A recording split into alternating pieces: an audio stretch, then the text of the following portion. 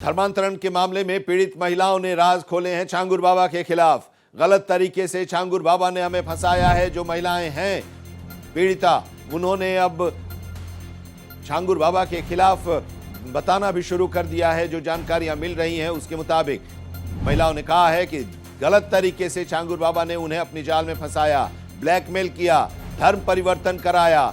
छांगुर ने जान से मारने की धमकी दी, सऊदी में बेचने की तैयारी थी। सऊदी में छांगुर बाबा के 500 एजेंट हैं जो एक्टिव हैं। धर्मांतरण का दबाव छांगुर बाबा बनाता था। छांगुर का पूरा परिवार इस रैकेट में शामिल है। देश भर में छांगुर बाबा के गुर्गे हैं। कई लड़कियों की जान अभी भी खतरे में है और इसके साथ ही उस पीड़िता ने मुख्यमंत्री योगी आदित्यनाथ से गुहार लगाई है कि योगी जी हमें बचाइए, और ये गुहार लगाई गई है उस पीड़िता के द्वारा। और उसने बताया है कि देश के कई ऐसे इलाके हैं जहां पर उसके तार जुड़े हुए हैं। सऊदी में भी उसके तार हैं, करीब 500 के आसपास उसके जो गुर्गे हैं वो वहां पर एक्टिव हैं। धर्मांतरण के मामले में पीड़ित महिलाओं ने जो राज खोले हैं उसके मुताबिक गलत तरीके से छांगुर ने उन लोगों को अपनी जाल में फंसाया। घर पे भाग के आ गए थे। अच्छा, तो फिर ये मेराज पीछे नहीं आया घर पे? पीछे आया था, उसने मेरे पापा को मेरे वीडियो दिखाए थे गंदे, और भी लड़कियों के दिखाए थे अपने मोबाइल में उसने। और मेरे पापा ने डिलीट करने के लिए कहा। उसने कहा कि तुम अपनी छोटी बेटी की शादी हमसे करा दो, हम ये वीडियो डिलीट कर देंगे। और उसके बाद मेरे पापा को गुस्सा आ गई। पापा ने लोहे का रॉड उसके सर पे मारा और गिर के मर गया वहीं पे। उसके बाद कोई शिकायत करी, पुलिस में कंप्लेंट करी क्या? पापा ने मेरे की थी कंप्लेंट। 3 महीने तक वो थाने के चक्कर भी लगाते रहे, लेकिन उन लोगों पे कोई भी कार्रवाई नहीं की गई थी। अच्छा, और ये कि मेराज के घर वाले क्या करते थे, पिता उसके क्या करते थे? वो समाजवादी पार्टी में थे, और वो लोग अभी भी जब हम जाते हैं और ये कोर्ट में, तब वो लोग उनके साथ और भी कई मुसलमान आते हैं, और हमें और मेरे भाई को दोनों को जान से मारने की धमकी दी जाती है।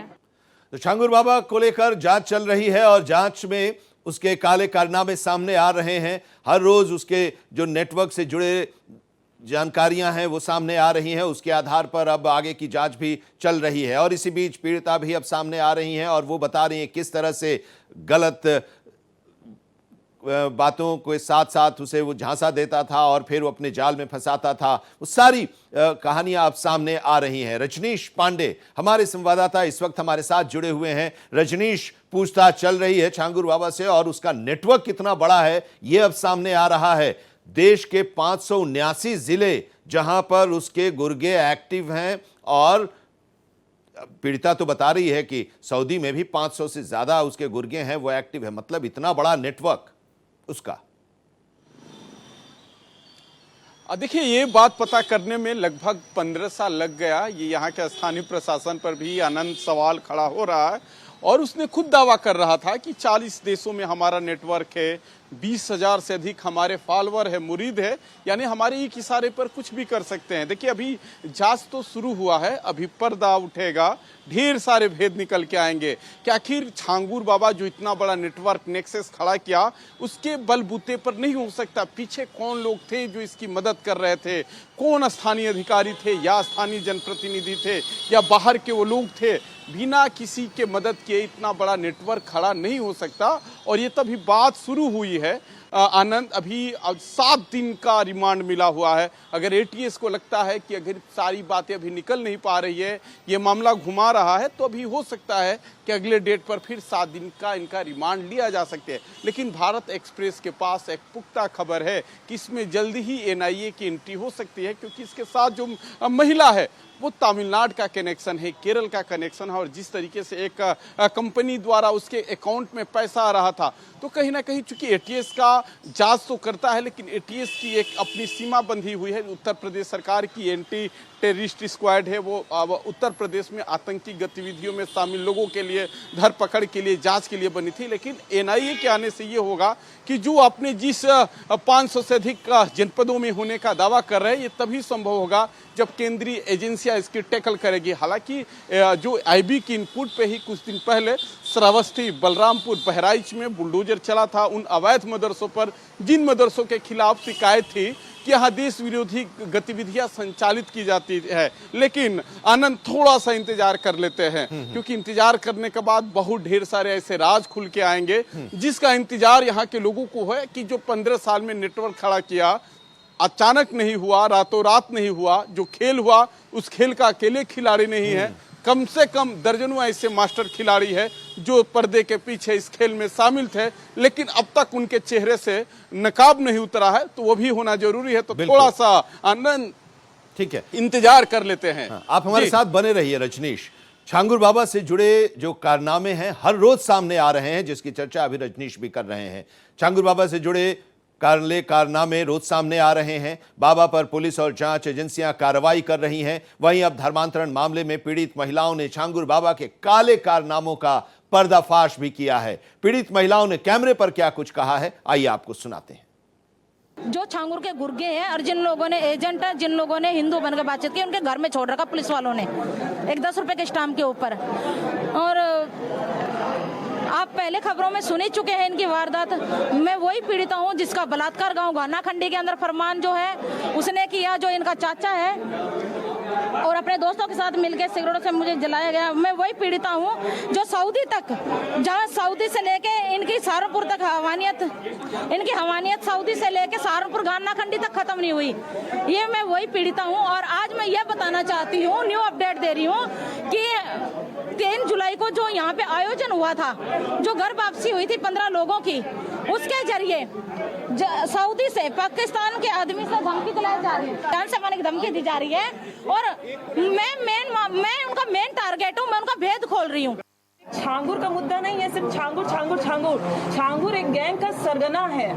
गैंग का सरगना सारे काम को एग्जीक्यूट नहीं करता है, वो जो उसके अंदर में काम करते हैं वो करते हैं। इसमें गैंग के जो सक्रिय सदस्य हैं वो काम करते हैं। सरगना पकड़ा गया है। अगर आप उस प्लेस पे जाएंगे, पूरी बिल्डिंग को समीदोष नहीं किया गया है, आधी ही बिल्डिंग को तोड़ा गया है जो इलीगल थी, बाकी को नहीं तोड़ा गया है। मेरे पास जो आया था लड़का, उसका नाम अमित था, उसका असली नाम था अबू आमिर अंसारी। उसने अपने आप को अमित इंट्रोड्यूस किया था और अमित की पूरी फैमिली मुझसे मिली थी, उसकी पूरी फैमिली हिंदू इंट्रोड्यूस करके मिली थी मुझसे। छांगुर पीर बाबा से मेरी वर्ष 2019 में मुलाकात हुई थी चांदौलिया दरगाह में, जहाँ पे मैं गई थी। वहाँ का माहौल ही बड़ा अजीब था। वहाँ सिर्फ महिलाएं थी, उनका ब्रेन वॉश किया जा रहा था, उनको डाइवर्ट किया जा रहा था। क्योंकि मैं इस परिवार के बीच में रही हूँ, तो ये जो रेट लिस्ट आप देख रहे हैं आज जारी हुई है, ये रेट लिस्ट मुझे वहीं से पता चली थी कि कैसे रेट तय होता है, किस तरह से इसको एग्जीक्यूट किया जाता है, कैसे फंडिंग आती है, हवाला के जरिए कैसे पैसा आता है, जो चीज मैंने एसटीएफ में बताई भी है। और छांगुर के द्वारा 5000 से ऊपर लड़कियों का धर्मांतरण कराया जा चुका है। रजनीश का एक बार फिर से रुख करते हैं, हमारे साथ जुड़े हुए हैं। रजनीश, आप इस पूरे मामले के बारे में बता रहे हैं, जो जांच चल रही है उसके बारे में। अब तो जो पीड़िताएं हैं वो भी अब सामने आने लगी हैं और छांगुर बाबा के बारे में और उसके नेटवर्क के बारे में, उससे जुड़े लोगों के बारे में बता रही हैं। किस तरह का लालच उन्हें दिया जाता था कि वो इसके चक्कर में पड़ गई और इनके नेटवर्क में वो भी शामिल हो गई, इनकी शिकार हो गई। आनंद शुरू से ही सॉफ्ट टारगेट रहा। केवल हम छांगुर बाबा की बात ना करें, ये ईसाई मिशनरियों पर भी ये सॉफ्ट टारगेट में उत्तर प्रदेश का वो इलाका रहा जहां ये कारनामा कर रहा था। बेबस मजलूम लोगों की मदद के नाम पे धर्मांतरण कराना ये पुराना खेल है, ये कोई नया खेल नहीं है। हालांकि जब इसकी शिकायत हुई, शिकायत के बाद रोज नए नए जानकारियां आने लगी कि किस तरीके से ये लोगों को मदद के नाम पे प्रताड़ित करता था। कि जैसे एक लड़की अपनी सुना रही थी, बात सुना रही थी मीडिया में, तो वीडियो के नाम पे ब्लैकमेल करता था और कहता था कि छोटी बहन की शादी करा दो। तो कहीं ना कहीं अभी तक तो बेबसी समझ में आती थी कि चलिए हमने आपको आर्थिक मदद किया, आप हमारे धर्म में आ जाइए। लोगों को लगता था, लोग चले जाते थे, लेकिन ये तो ब्लैकमेलर निकला, जान से मारने की धमकी। कहीं ना कहीं अब आगे इनकी परेशानी बढ़नी तय है। लेकिन सरकार के पास भी एक चैलेंज है। जो लड़कियां फरियाद कर रही है सरकार से कि हमको जान से मारने की धमकी दिया जा रहा, तो इनकी नेक्सस बहुत बड़ा है। आनंद, 1-2 ये लोग वारदात कर चुके हैं, तो ये भी चैलेंज है कि उन लोगों को सुरक्षित रखना भी, क्योंकि आगे जब केस डायरी होगी, जब मामले कोर्ट में जाएगा, तो इन पीड़ितों का बयान ही उसको सजा दिला पाएगा। तो कहीं ना कहीं जब ये लोग रो रहे हैं और फरियाद कर रहे हैं, तो एक चैलेंज है उसको नजरअंदाज नहीं किया जा सकता, क्योंकि पीड़िता का बयान ही उसको अंदर जो जहां उसका होगा सजा होगा उसके खिलाफ केस को और लेकिन मजबूत करेगा। थोड़ा सा बिल्कुल। एक सवाल और है। ठीक है, बहुत बहुत शुक्रिया इस पूरे अपडेट के लिए। आप नजर बनाए रखिए।